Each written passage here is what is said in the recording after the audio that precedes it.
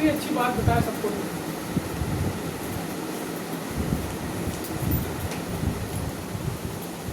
हमारा भैया मोरिस भैया ने बहुत अच्छी बात बताई। मैं समस्या में था, और समस्या में था तो प्रार्थना में नहीं आया, लेकिन अपने घर में रो रो के प्रार्थना की। समझ रहे बात? तो नहीं आया तो उनको आना था, और रो के प्रार्थना की तो बहुत धन्यवाद, और रो के प्रार्थना करें जिससे हमारे सब काम हो जाए। अरे जो कर सकता है उसी को बताना है। और कौन कर सकता है? कोई कर सकता है। उन्होंने उसको बताया तो क्या हुआ? काम सफल हो गया। बेटा ही बैठ जा सामने, इधर आ जाए ना सामने।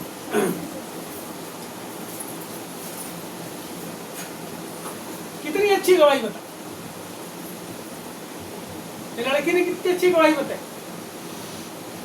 ये सब कोई अपने दिल के दर्द को यहाँ बांटते हैं कलीसिया में। क्या बांटते? दिल के दर्द को। ये कलीसिया जो है, जिसको आप सोचते हैं कि ये 2-4 लोग आ गए, लेकिन आप भी संहिता पढ़े, यहाँ पे संख्या है। सचमुच नीच लोग तो अस्थायी और बड़े लोग मिथ्या ही हैं। तौल में वे हल्के निकलते हैं और सबके सब सांस से भी हल्के हैं। कई लोग क्या समझते हैं, जब पैसे वाले रहते हैं तो बाकी के सब लोग नीचे। नीच का मतलब छोटे। नीच का मतलब एक चारित्रिक रूप से नीच होता है, और एक आर्थिक रूप से, शारीरिक रूप से छोटा होता है। नीचे नहीं छोटा। तो कई लोग अपने आप को बड़ा समझते हैं, और कई लोगों को सोचते हैं वो नीचे। समझना मेरी बात। यहाँ पे हम सब कोई ने एक दूसरे को अपने बारे में ये सब कुछ बोली, कोई अपने आप को बड़ा समझा, कोई छोटा समझा, ऐसे समझते हैं हम लोग। जब चाहे ढूंढना है उसके घर में बन जाए, यहाँ पे बैठने की कुर्सी भी नहीं। लोग ऐसा बोलते हैं, मैं आपको बताता हूँ। लोग ऐसा बोलते हैं, जब कोई गरीब आदमी किसी पैसे वाले को बुलाता है तो वो सोचता है कि मैं इसके घर में कैसे जाऊँ, इसके घर को बैठने के लिए कुर्सी भी, अरे मेरे को जमीन में बैठना पड़े। तो वहीं से तो निकला, जमीन में नहीं बैठ सकता। बाइबल कहती है कि वो सब जब तौल जो अपने आप को हीन समझ रहा है, या उसकी हरकतें हीन है, समझना मेरी बात, या जो अपने आप को बहुत पैसे वाला समझ रहा है, बाइबल बताती है वो सब तौल में कैसे निकले? हल्के निकले। कैसे? हल्के निकले।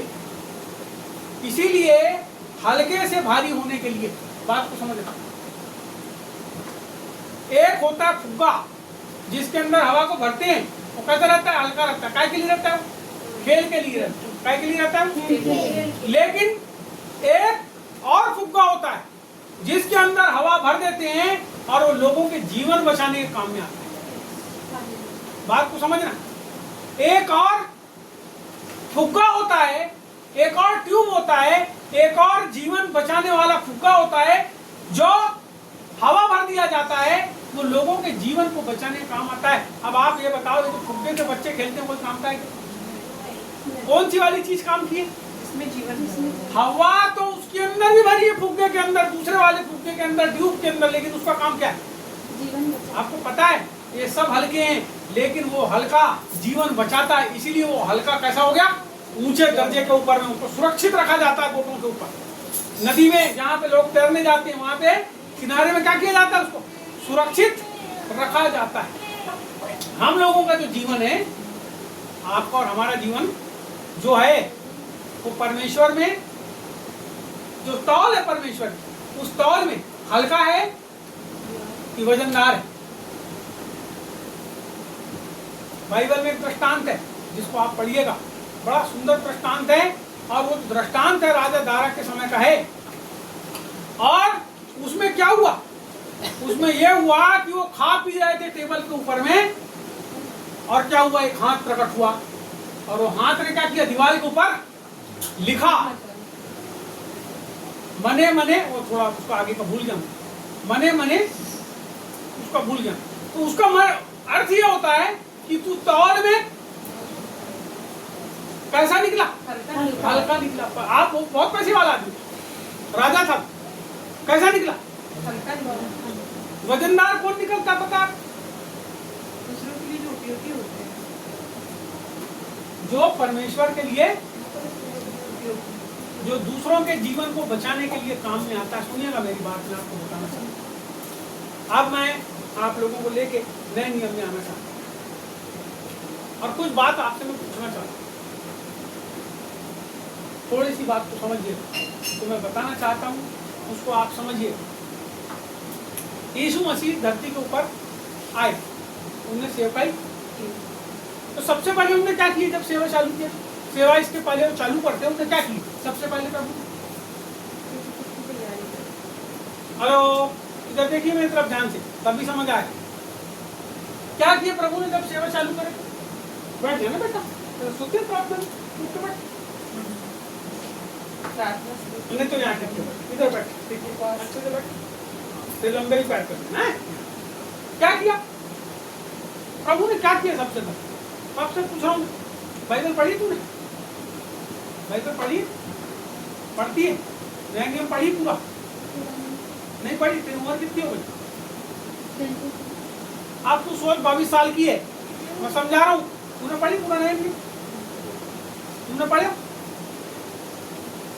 तुमने पढ़े? सुनो मैं तुमको बताता हूँ। तुम्हारी उम्र हो गई 22 साल, किसी की हो गई 25 साल, किसी की हो गई 40 साल, किसी ने तो हाथ नहीं लगाया होगा। सुनना मेरी बात, मैं समझा दे रहा हूँ। आप लोग की इतनी उम्र हो गई, इतना समय है आप लोगों के पास खाने पीने, अच्छे कपड़े पहनने, शरीर को घसने के लिए, चेहरे को घसने के लिए, पाउडर लगाने के लिए, अच्छे कपड़े पहनने के लिए, अच्छा खरीदने के लिए, अच्छी अच्छी जगह घूमने के लिए, अच्छी बात करने के लिए, मोबाइल चलाने के लिए। आपकी पूरी जिंदगी में एक बार भी आपने बाइबल नहीं पढ़े। आपकी उम्र 45 साल के ऊपर, किसी की हो गई, किसी की 40 हो गई, किसी की 22 हो गई। अपनी जिंदगी में आपको पता है नहीं पढ़ने में कितनी दिन लगता है? ये पूरी बाइबल को अगर नावे के जैसे पढ़ोगे, रोज 2 घंटा भी पढ़ोगे अगर आप, तो मुश्किल से आपकी बाइबल 7 महीने में पूरी हो जाएगी। केवल 7 मंथ। मैंने जब इसको पहली बार पढ़ना चालू किया, 3 महीने में मैंने पूरी बाइबल पढ़ी। मैं कुछ बातें बता रहा हूं, उसको समझना। आपके दिमाग कुंद क्यों है, आपके परिवार में बंधन क्यों है, आपके जीवन के अंदर आप आशीषों के लिए क्यों जबरदस्ती प्रभु के साथ मुठभेड़ कर रहे हैं, लड़ाई झगड़ा कर रहे हैं? अरे ये हमारे पास नहीं, क्यों है? कारण क्या है आपको पता है? ये पूरे संसार को बनाने वाला कौन है? आप परमेश्वर को ना सोने से, ना चांदी से, ना रुपया से, ना पैसे से, ना और किसी चीज से जीत सकते हो। आप नहीं जीत सकते, मैं भी नहीं जीत सकता। सुनिएगा, मैं आपको बताता हूँ। लेकिन आप परमेश्वर को केवल अपने समय के द्वारा जीत सकते हो। मैं आपको बताना चाहता हूँ, और यदि वो आपके साथ है तो इस संसार में ऐसी कोई चीज नहीं है जो आपके विरोधी हो। बाइबल कहती है जो हमारे अंदर है उससे जो हमारे बाहर, वो कौन कैसा है? बड़ा है जो हमारे अंदर, और कोई ऐसी चीज हमको उससे अलग नहीं कर सकती। ना सिंहासन, ना प्रभुताएं, ना कोई भी चीज, कोई चीज हमको उसके प्रेम से, बाइबल कहती है, अलग। आप उसके प्रेम को यदि आपको पाना है, यदि आपको उसके पास निपटना है, तो आपको बाइबल पढ़ना पड़ेगा।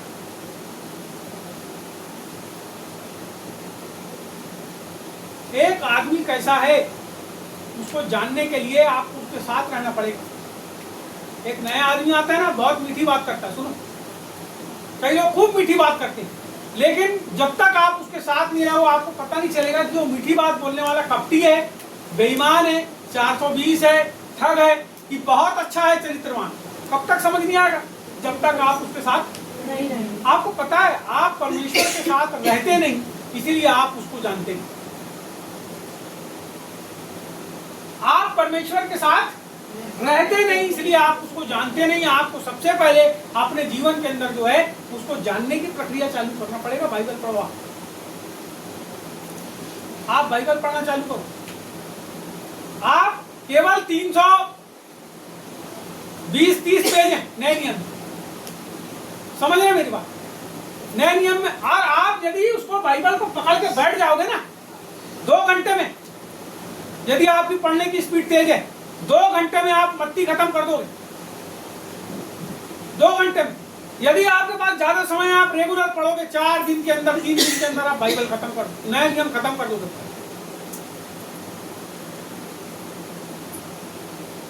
आप चूंकि उसको जानना नहीं चाहते, इसलिए आपने बाइबल नहीं पढ़ी।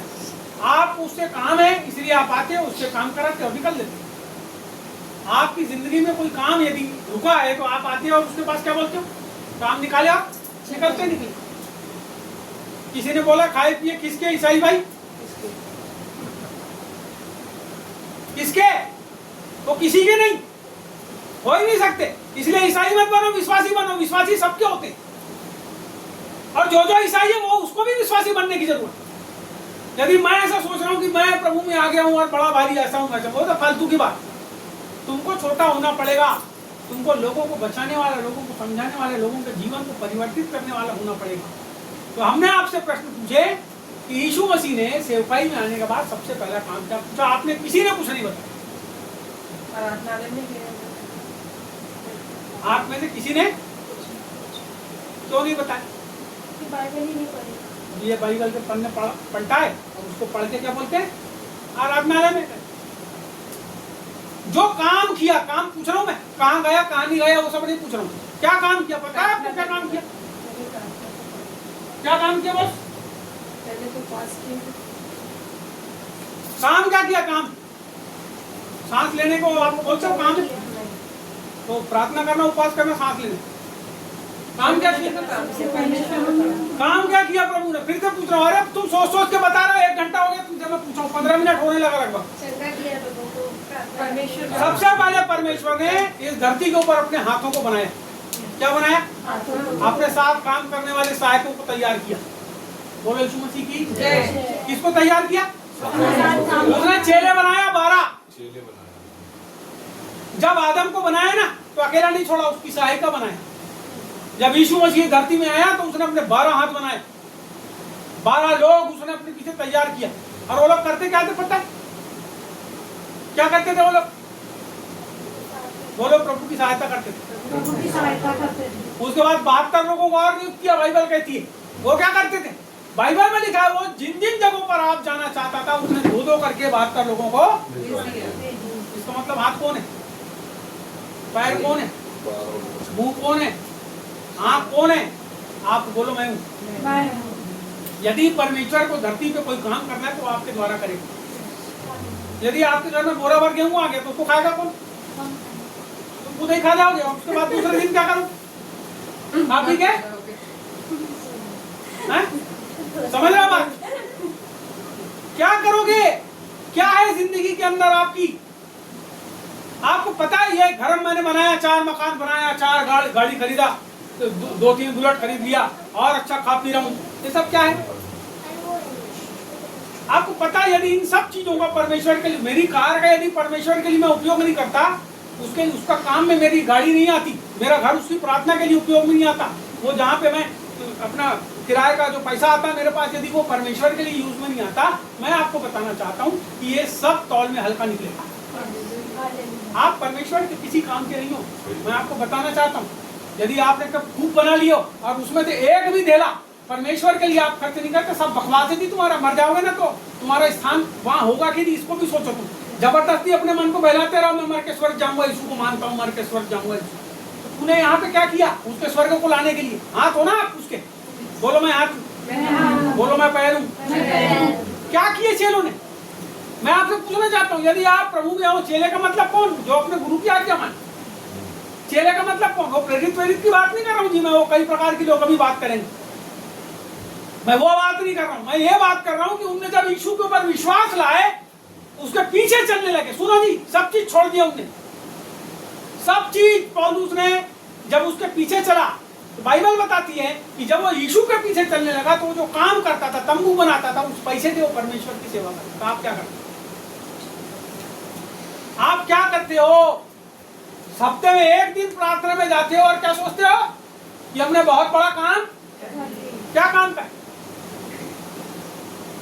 उस दिन हमारे आमोद सिंह साहब आए, मैं जमीन में बैठ गया, ऐसे बैठ के हम बात कर रहे हैं। मेरे मन में क्या पता क्या आया, मैं जमीन में बैठ गया। मैंने अंकल आप बहुत बात मैंने बोल दिया, अब आप मेरे को कुछ बात बताओ।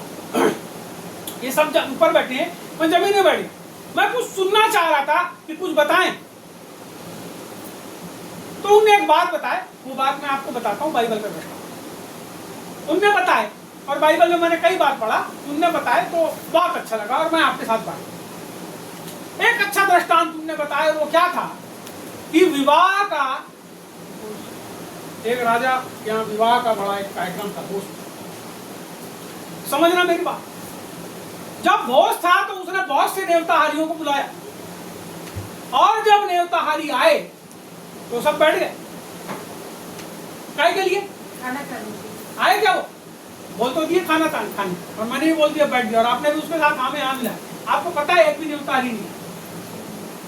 अगर आपने बाइबल पढ़े होते तो आप क्या बोलते हैं? नहीं भैया, एक भी देवताहारी पहली बार में नहीं है। बोलो यीशु मसीह की। इसलिए बाइबल पढ़ो। कोई भी आदमी आके कुछ भी तुमको बकवास बताएगा और अपने बहकावे में ले ले। बाइबल पढ़ो। बहुत से झूठे लोग घूम रहे हैं जिनके पास बाइबल का ज्ञान नहीं है, उनको क्या कर रहे हैं? वो भटका दे रहे हैं, और अपने साथ जहां वो जाने वाले नरक में अपने साथ लेके जाएंगे। मेरी बात सुनो, इसलिए बाइबल पढ़ो। मैं आपको बताता हूँ, परमेश्वर का वचन ही है जो आपके जीवन के अंदर जीवन को डालेगा, और मरने के बाद वो जीवन जो है वो पुनरुत्थित देह में बदल जाए। परमेश्वर का आत्मा है और कुछ नहीं है। आज मैं आपको जो बात बताना चाहता हूँ उसको आप समझ लीजिएगा। अगर आप समझ लेंगे, आपके जीवन का एक एक दिन और एक एक पल आपके जीवन के लिए स्वर्ग में बड़े धन को जमा करने वाला हो जाएगा। सुनिएगा, अभी ये जो न्योता आ रही है वो नहीं आए, तो इसने क्या किया? राजा ने सबको बुलाया, पहरेदारों को, जाओ रे, बोले जो मिलता है सबको लेके आ जा। सबको लेके आ गए, और क्या करे उन्होंने? सबको बोले विवाह का वस्त्र पहन लो। इसका मतलब वहां विवाह का वस्त्र रहा होगा ना। और लोगों को पंगत लगा के बिठा दिया, और जब राजा उनके बीच से चला तो एक आदमी ऐसा मिला जिसने विवाह का वस्त्र नहीं पहना। सुनो, सबको बुलाया परमेश्वर ने, तुम्हारे पास विवाह का वस्त्र है कि नहीं? आप आ गए हो प्रभु के पास, आपके पास विवाह का वस्त्र होना जिससे कि उस वस्त्र को पहन के आप खाना खा सकते हैं। बगैर वस्त्र के आप नहीं जाओगे। या तो आप संसार के वस्त्र को धारण करो या यीशु के वस्त्र को धारण करो। ये 12 चेले जो थे जिनको प्रभु ने बुलाया, सुनिएगा मेरी बात, मैं आपको फिर से बताना चाहता हूं। ये जो 12 चेले थे जिनको प्रभु ने बुलाया, सबसे पहला काम क्या किया? और बुला के क्या किया? अपने साथ सेवकाई में घुमाया। जहां वो जाता था वहीं वहीं वो भी जाते थे, और उसके अलावा उसको कहीं जाना होता था। अब देखो एक दिन क्या हुआ, आप समझिएगा। एक दिन टैक्स लेने वाले लोग प्रभु के पास आए। कौन आया? और जब वो प्रभु के पास आए तो क्या हुआ? पतरस को बुलाया, बोले बंसी लेके। पहले क्या डालता था पौलुस? पतरस जाल डालता। इस बार बुलाया और क्या बोला? बंसी लेके नदी में जा और बंसी डाल। जब बंसी डाला उसने तो एक मछली बोले वहां पकड़ाएगी, और जब वो मछली पकड़ाएगी तो उसको लेके आना, और उसका जो मुंह तो खोलेगा, कांटा कहाँ फंसता है? कांटा कहाँ फंसता है? कब फंसता है गले? अरे मुंह में फंसता कांटा, वो खाती है ना, फंस जाता है। समझो मेरी बात, ये मुंह है उसका, अंदर जाके तो फंसेगा, और जब तू मुंह को खोलेगा तो उसके अंदर सिक्का निकलेगा। बोलो यीशु मसीह। अब आप अपने मुंह के अंदर एक सिक्के को डाल लो, और उसके बाद कोई चीज खा के दिखाओ। कुछ बात समझ में आ रही है नहीं? एक सिक्का होना आप लोगों के पास जरूरी है। मेरे और आप सबके पास एक सिक्का होना जरूरी है। उसके गल में प्रभु ने जाल डाला, लेकिन जब डाला तो वो जो गल जो डाला उसने, वो गल के साथ जब खींचा उसने मछली को और गल को निकाला, तो उसके अंदर से, उसके मुंह से गल के साथ एक सिक्का भी निकला।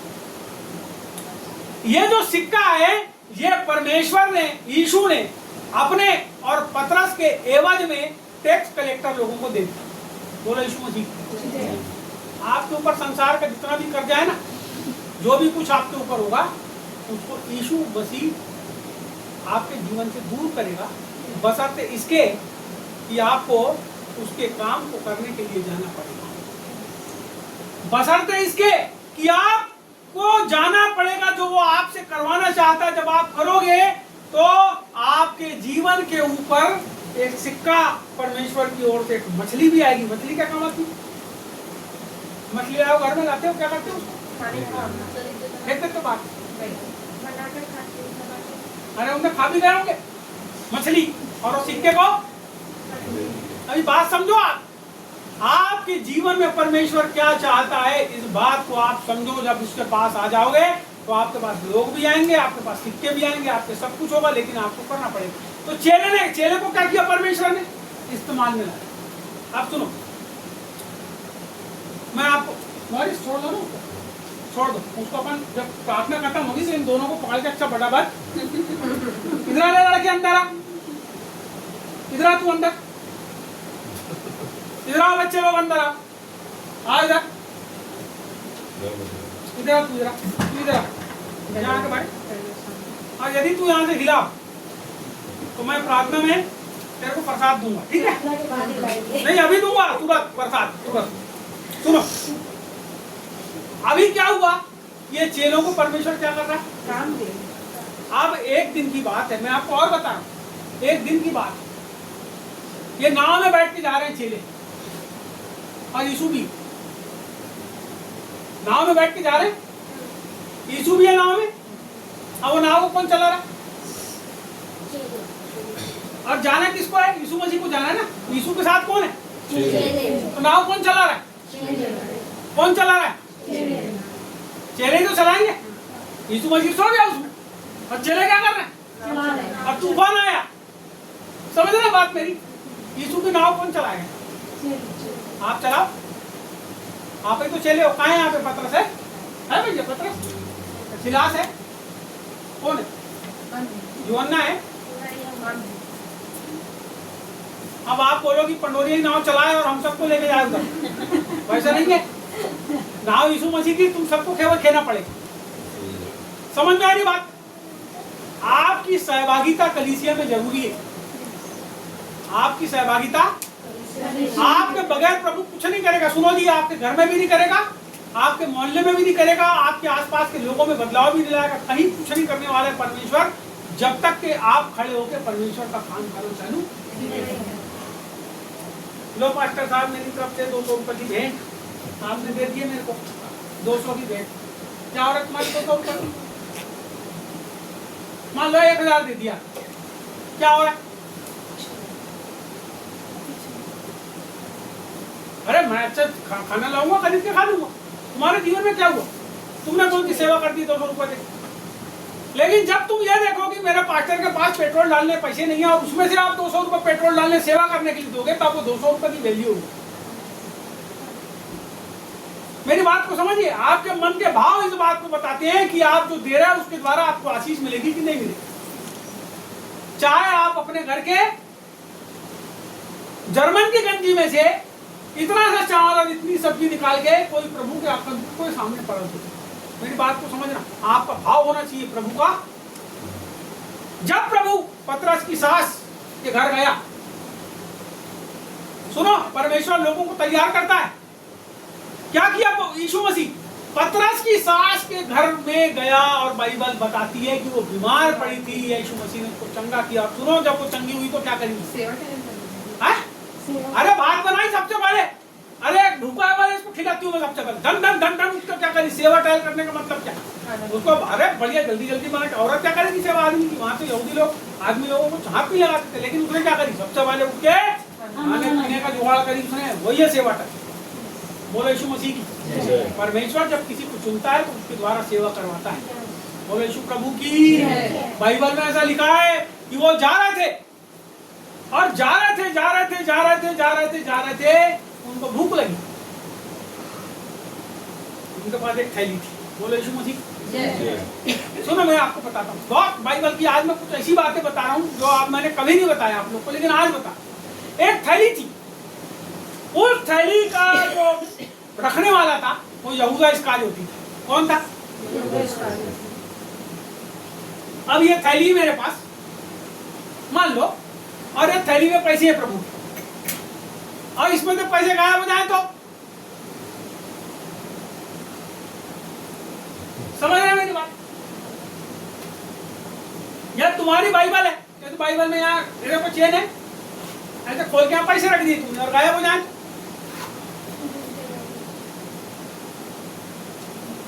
तो बाइबल में लिखा है कि ये यहूदा जो था इस्करियोती, वो प्रभु की थैली में पैसे क्या करता था? दान के पैसे निकाल के। समझ रहे बात?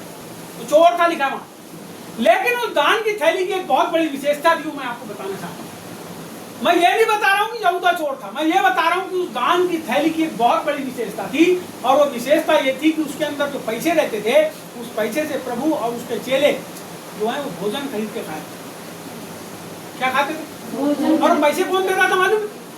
बाइबल में लिखा है कि बहुत सारी धनी महिलाएं थी जो अपने पैसों के द्वारा, अपने धन के द्वारा उसकी सेवा करती। बोलो क्या करती थी?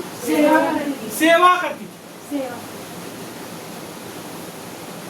धनी महिलाएं थी जो अपने धन के द्वारा परमेश्वर की सेवा करती थी। औरतें भी प्रभु की सेवा करती थी, धनी महिलाएं थी, और वो धनी महिलाएं प्रभु के पीछे पीछे भी जाती। वो अपने पति, उनका पति कमाता होगा ना बहुत पैसे, क्योंकि बाइबल में लिखा धनी महिला, उनके पति कमाते होंगे, उसमें से लाती होगी कुछ और लाके क्या करती थी? हो सकता है उनका पति वहां दसवां डालता होगा मंदिर के अंदर, है ना, वहां पे ले जाके कुछ डालता होगा चढ़ावा, वहां ले जाके पाप बलि चढ़ाता होगा। लेकिन ये औरतें क्या करती थी? अरे कितनी भली और मनोहर बात है, बाइबल कहती है कि भाई लोग आपस में एक मन रहे। कितनी भली और मनोहर बात। और क्या होता था जब ये मनोहर बात प्रेरितों के समय में होती थी? आप प्रेरितों के पास आ जाओ, प्रेरितों के समय में होती। प्रेरित लोग, बाइबल में ऐसा लिखा है कि जब वो मिलते थे तो रोटी, रोटी तोड़ना क्या है? कई लोग प्रभु को समझते, मैं भी समझता हूँ प्रभु। रोटी तोड़ना दो प्रकार का होता है। एक वो होता है कि जब कोई आदमी आता है तो हम उसको अपने घर के टेबल के ऊपर बिठा के उसको खाना उसके सामने परोसते। और एक तरीका वो होता है कि हम जब कलीसिया के साथ जमा होते हैं तो यीशु के नाम से हम रोटी तोड़ते एक दूसरे को। तो यहाँ पे क्या होता था? विश्वासी लोग क्या करते थे? वो जब भी जमा होते थे, कोई जरूरी नहीं है कि हम यहाँ पे बैठ रहे, तब वहां बाइबल कहती 2 या 3 मेरे नाम से जमा होते, मैं उनके बीच में। ये लोग जब जमा होते थे ना, जहां जहां जमा होते थे वो रोटी तो। यहाँ पे हम कुछ बातों को देखना चाहते हैं कि परमेश्वर क्या करना चाहता है आज अपने लिए। हाथ, बोलो हाथ, पैर, आंख, कान। प्रार्थना कौन करता पता है? मुझे प्रार्थना कौन करता? प्रार्थना कौन करता पता है? किस कौन आदमी करता है प्रार्थना? कौन आदमी प्रार्थना करता है?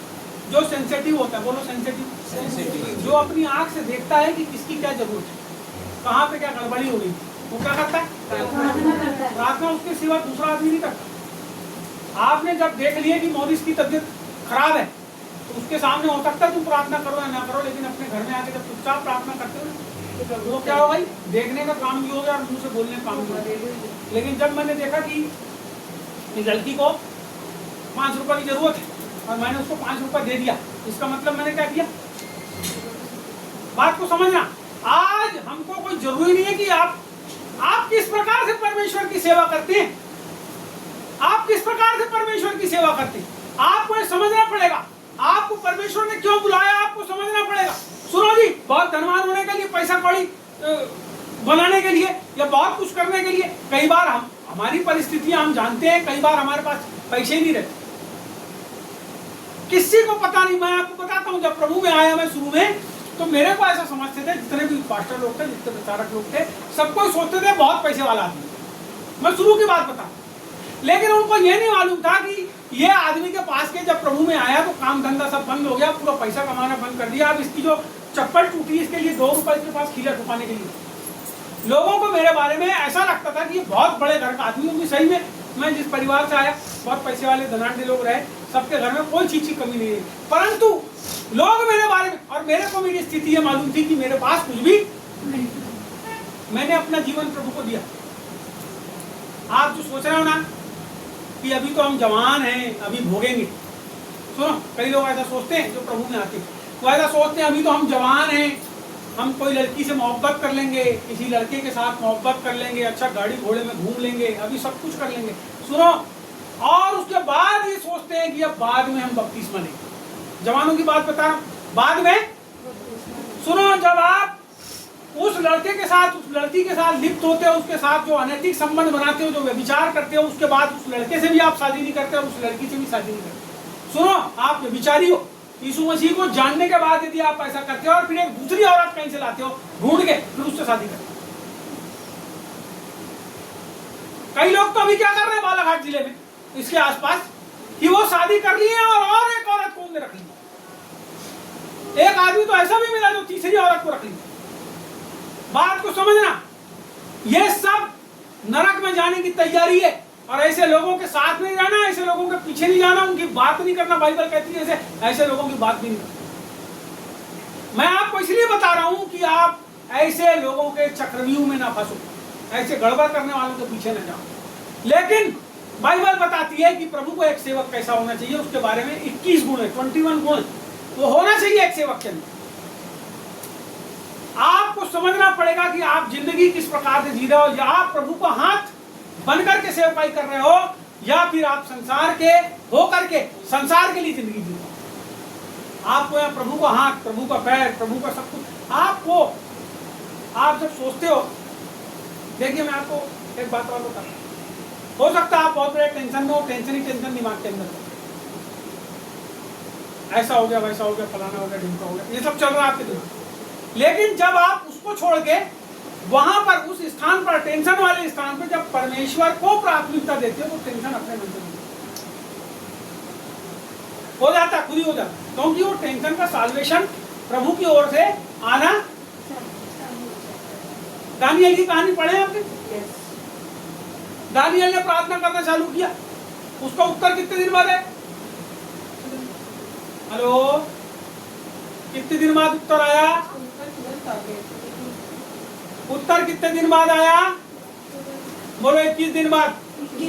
ऐसा लिखा है आप, 21 दिन के बाद स्वर्गदूत आए। लेकिन ये वो वाला समय नहीं है कि 21 दिन के बाद स्वर्गदूत आएगा। बाइबल बताती है कि जब वो स्वर्गदूत निकला तो शैतान ने उसको रास्ते में रोक लिया, सहायता करने मत जाओ, बताने मत जाओ, उत्तर लेके मत जाओ उसके पास, शैतान ने रोक लिया। बाइबल बताती है कि वो जो जिब्राइल स्वर्गदूत है, उसको वहां से छुड़ाने के लिए मिकाएल स्वर्गदूत सेना लेके आया, उसने उसको वहां से छुड़ाया, तब वो उत्तर लेके आया। लेकिन आज की तारीख में ऐसा नहीं है। मेरे प्रियो, मैं आपसे बताना चाहता हूँ, आप जैसे ही बोलते हो यीशु मसीह के नाम से पिता परमेश्वर हम तेरे पास आते हैं, उसके लहू में धुलकर तेरे पास आते हैं। शुरुआत प्रार्थना की यहाँ से करो, तेरे लहू से धुल, उसके बगैर आपकी कोई वैल्यू नहीं। कि परमेश्वर जब आपको देखता है ना, अपने लहू में होकर अपने बच्चे के रूप में देखता है।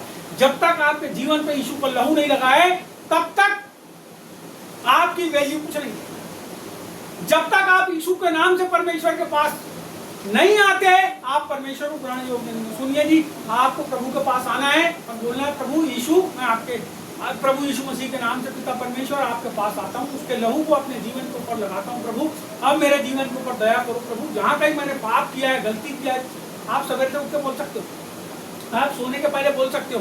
आप इस प्रार्थना को जरूर करो, जरूर करो, जरूर करो। मैं आपको बताना चाहता हूँ, उसके लहू को अपने जीवन पे, अपने परिवार पे, अपने सारे लोगों के ऊपर लागू करो, क्योंकि उसके लहू के बगैर उद्धार संभव नहीं है। बगैर लहू के बहाए पापों की क्षमा नहीं। आपको समझना पड़ेगा आपकी यीशु मसीह में वैल्यू क्या है। आपको ये बात समझना पड़ेगा कि यीशु मसीह में आपकी वैल्यू क्या है। एलिया के बारे में पढ़े आपने? एलिया के बारे में उसकी पूरी कहानी पता है? एलिया के बारे में, एलीशा करके एक व्यक्ति था। परमेश्वर ने एलिया को बोला कि तेरी जगह में एक दूसरे को अभिषेक नबी के रूप में करने का। और क्या किया इसने? एलिया को परमेश्वर ने एलीशा के पास भेजा। जब वो गया तो क्या कर रहा था? खेत जोत रहा था। क्या कर रहा था? खेत जोत रहा था। खेत जोत रहा था, खेत। और कितने जोड़ी थे बैल वहां? कितनी जोड़ी बैल? कितने जोड़ी बैल से जोत रहा था? 8 जोड़ी थे क्या कि 4 जोड़ी थे? कितने जोड़ी थे? हाँ, पढ़े नहीं हो तुम? चलो कोई बात नहीं। वो जिनके साथ बैल, जितने बैल की जोड़ी लेके जोत रहा था, मेरे ख्याल से 8 बैल थे टोटल, जिनको क्या कर रहा था? एक साथ जोत रहा था। सोचो कितना परिश्रमी आदमी रहा होगा। और जब ये गया वहां पर, तो इसने क्या किया? उसको बोला कि तू मेरे पीछे, परमेश्वर का नबी होने के लिए तेरे को परमेश्वर बुलाता है, तू मेरे पीछे हो जा। उसने क्या किया पता है आपको? उसने उसी समय, बाइबल कहती है उसी समय सब कुछ छोड़ दिया और वो उसके पीछे वो उसकी सेवा टहल करने वाला बन गया। बोलो सेवा टहल करने वाला। सेवा टहल करने वाला। एलीशा का नाम 7 आश्चर्य कर्म किया था एलिया ने, 7 आश्चर्य कर्म। एलीशा ने 14 आश्चर्य कर्म किया। मैं आपको बताना चाहता हूं 7 आश्चर्य कर्म एलिया ने किया था, लेकिन 14 आश्चर्य कर्म जब उसने उसके साथ रहा, सेवा टहल किया। आपको पता है यीशु के साथ चले रहे लोग कैसे पहचाने? उनके बोलने से, उनके काम करने के तरीके से लोग पहचान लिए कि यीशु के साथ है। ये एलीशा उसके साथ जब रहा, जब वो उठा लिया गया, सुनिए, उसके बाद उसके जीवन के अंदर आश्चर्य कर्म चालू हुए। 14 आश्चर्य कर्म किया। जिस चादर से एलिया ने नदी को मारा था और नदी 2 हिस्सा हो गई थी और रास्ता दे दी थी, जब वो वापस आया तो उसने उसी चादर से फिर मारा और उसको फिर नदी ने रास्ता दी। मैं आपको बताना चाहता हूं, यदि आप परमेश्वर के पीछे चलते हो तो उसका अभिषेक आपके जीवन पे काम करता है। उसके लिए फिर आपको बोलने की जरूरत नहीं है कि एलीशा कहाँ गया, फलाना पास्टर कहाँ गया, दिम्पा पास्टर कहाँ गया। अब जब आप उसके पीछे चलते हो, यीशु के पीछे, तो एक अभिषेक आपके जीवन के ऊपर काम करता है। और ये जो चादर था, ये जो उसको विरासत में मिला था, उस चादर से जिससे एलिया ने मारा था नदी को और 2 हिस्सा हो गया था, सुनिएगा क्या हुआ। वापस आया तो इसने मारा उस चादर से और फिर से रास्ता। आप जब परमेश्वर के पीछे चलते हो तो परमेश्वर आपके लिए रास्ते खुलता है। सुनिए, जब वो लोहे की कुल्हाड़ी पानी के अंदर गिर गई, क्या किया उसने? एक लकड़ी को तैराया और क्या हुआ? वो लोहे की कुल्हाड़ी लकड़ी के जैसे ऊपर तल के तैर के आश्चर्य कर्म अद्भुत परमेश्वर करता है। आपके जीवन से ही परमेश्वर करेगा, परंतु आपको समझना पड़ेगा कि उसने आपको क्यों बुलाया। आप अपने जीवन के बहुमूल्य समयों में से, आप अपने जीवन के कठिन समयों में से आप परमेश्वर को अपना समय देना चालू करो। परमेश्वर आपको अपने हाथ के जैसे, अपने पैर के जैसे, अपने मुंह के जैसे, अपने कान के जैसे, अपनी आंखों के जैसे इस धरती के ऊपर इस्तेमाल में ला रहा है। मैं आपको बताना चाहता हूँ, अपने जीवन को आप परमेश्वर के अधीन, जब आप अपना जीवन परमेश्वर के अधीन करोगे तो आप उसके सहकर्मी ठहरोगे, आप उसके साथ सेवा करने वाले ठहरोगे। और बाइबल कहती है जितने लोग मेरी सेवा करते हैं, यीशु ने कहा जितने लोग, जो भी मेरी सेवा करता है, परमेश्वर उसका आदर करता है। आपको किससे आदर होना? आप ये सोचो, इस नश्वर संसार से कि परमेश्वर से? और जब परमेश्वर आदर करता है ना, तो उसकी आदर का कोई और दूसरा कोई सानी नहीं होता। क्योंकि जब वो आदर करता है तो व्यवस्था विवरण की किताब 1 अध्याय 1 से लेकर 14 तक के वो आशीषें आपके जीवन के अंदर कहाँ होंगी। कोई चीज की घटी नहीं होती। बाइबल बताती, गिनगिनाना नहीं पड़ता, बाइबल बताती, मांगना नहीं पड़ता, बाइबल बताती। इसके पहले कि घटी हो जाए, उस जगह पे और फिर से भर्ती हो जाती है। और मैं इस बात का गवाह हूँ, मैंने परमेश्वर की इस बात को देखा, बगैर मांगे हमारा परमेश्वर देने वाला परमेश्वर। मांग के तो बहुत कुछ मिलता है, मांग के तो बहुत कुछ मिलता है प्रभु से, लेकिन आप ऐसे हो जाओ कि बगैर मांगे परमेश्वर आपकी झोलियों को भर दे। उसके लिए आपको अपना जीवन उसके साथ जोड़ना पड़ेगा। आपको जोड़ना पड़ेगा नहीं,